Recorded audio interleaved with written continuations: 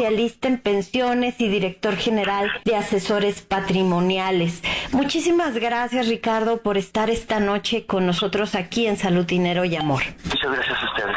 Gracias, Ricardo. Buenas noches. ¿Podrías platicarnos un poco cómo se ve la situación de las pensiones en el gobierno actual? Históricamente, Ricardo, se ha dicho que es uno de los pasivos ocultos, que es uno de los componentes más grandes que tenemos en el tema de deuda. ¿Cómo ves que se ha manejado ese factor en el gobierno del presidente López Obrador? Pues mira, el tema es complejo. La realidad es que es el resultado de una mala planeación.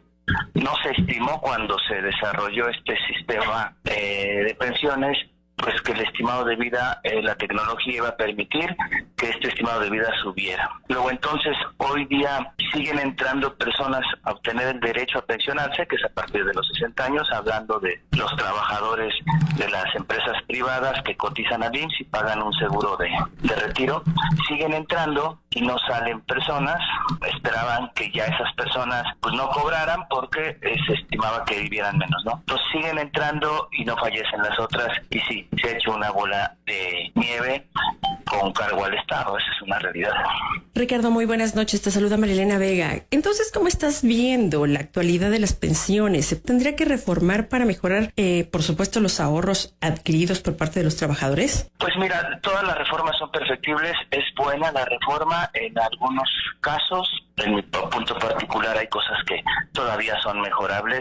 Cierto es que se tiene que incentivar que el ahorro sea mayor. Para las generaciones pasadas, prácticamente gente mayor de 45 años que se pueden beneficiar del sistema de pensiones anterior, que está basado en, pues el salario al final de tu vida laboral es lo que determina tu pensión, que normalmente es bajo, pero finalmente es una pensión a costillas del erario del gobierno. Para las nuevas generaciones la única opción es ahorrar, y para las generaciones anteriores, pues es el conocimiento de la ley que les permita tener una estrategia para tener una buena pensión, pero eso es a nivel personal. A nivel gobierno, pues se tendrán que seguir haciendo reformas, porque aún para los jóvenes la reforma que se hizo no va a ser suficiente para alcanzar una buena pensión, y vamos a tener un problema similar en 20 o 30 años, ¿no? Gracias, Ricardo. Muy buenas noches. Te saluda Romina Román, y con esto que mencionas que la reforma sería muy insuficiente y en un entorno de altísima inflación, bajo crecimiento económico, con unas perspectivas que no reflejarían mejoría en los próximos 3 a 6 años, ¿qué es lo que le queda al trabajador? ¿Se estarían convirtiendo las pensiones en una bomba de tiempo? ¿Y cuánto podría ganar? Bajo el régimen de reparto se habla del 30-40% máximo de su último salario, pero bajo el nuevo régimen,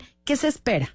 No, recordar, hay que partirlo en dos. La generación que empezó a cotizar después de 1997 tiene normalmente menos de 45 años. Ellos se pensionan con base a su ahorro. Su ahorro es mínimo, es el peor ahorro en toda América. Se ahorra el 6.5%, y lo peor es que el trabajador solo pone el 1, ¿no? El 1.125%. Luego entonces el ahorro es poco, y también el sistema que tenemos donde se ahorra no es el ideal. Sí, los países de primer mundo consideran el ahorro para sus trabajadores, que no hay mejor alternativa que un fondo de inversión. Esos son las AFORES, porque la idea es ganarle a la inflación y hacer dinero con el dinero. Lo malo en México es que las AFORES históricamente han dejado un rendimiento muy bajo, por debajo de la inflación, por ahí del 5%. El problema no es que sea un fondo de inversión, el problema son las regulaciones que tiene el gobierno para las AFORES. Pues entrada la mitad de los recursos de las AFORES debe ser entregado al propio gobierno para proyectos productivos, ¿no? Y si el gobierno te va a pagar Udibonos o CETES o papel moneda, te va a pagar una tasa similar por debajo de la inflación. Eso no lo hace crecer. Hablaba de las comisiones, que son altísimas, salvo esta reforma que ya bajaron. El Afore es bueno,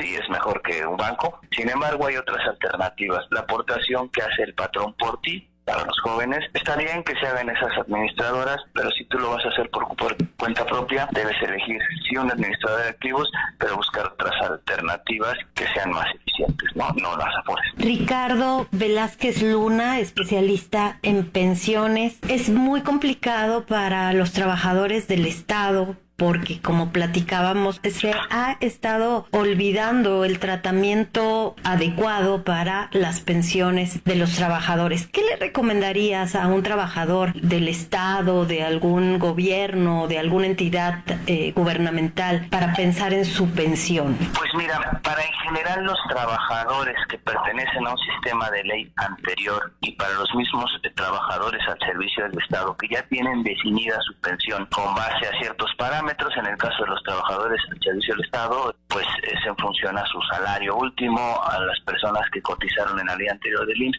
también es en relación a su último salario, pues la invitación es a que se informen de cuál es el sistema que le corresponde y qué estrategia pueden utilizar para mejorar su pensión. Ahora, si son jóvenes, ya la pensión no la da el Estado, así trabajen para el gobierno, su pensión se va a definir con su ahorro. Hoy día tenemos en el orden de 15 millones de adultos mayores y de esos solo 6 millones cobran una pensión. Entonces, sí, pues cerca de un 40% recibe una pensión, más allá de la pensión universal que ya reciben todos, ¿no? Entonces, sí, mucha gente se queda sin derecho a pensión y no lo sabe. Si ya estás cercano a los 50 años, tendrías que empezar a hacer una estrategia para pensión. La gente se acuerda de eso hasta los 60 y suele ser tarde.